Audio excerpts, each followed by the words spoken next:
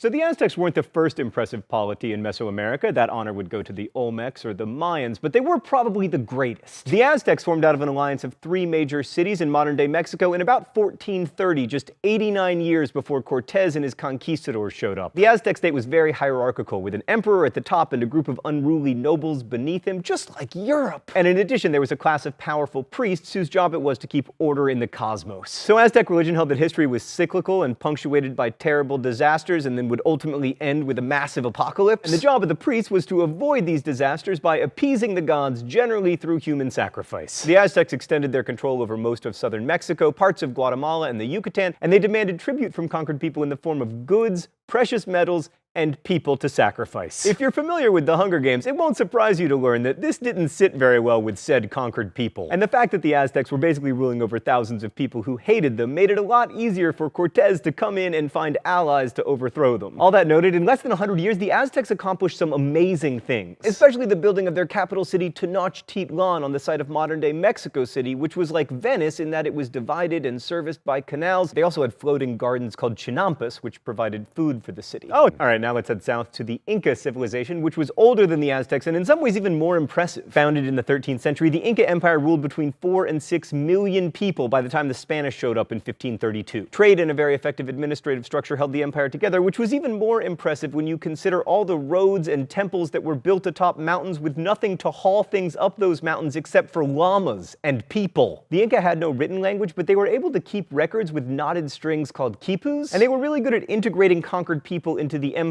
mandating that people learn the Incan language, and vitally, they ordered every male peasant under Inca control to do unpaid work for the Inca government for a specified period of time each year. This system, which the Inca called mita, allowed them to build all those roads and temples. The Spanish would later adopt this system and the hierarchical system with the emperor at the top, except they would make it all, much suckier. And yes, that is a technical historian term.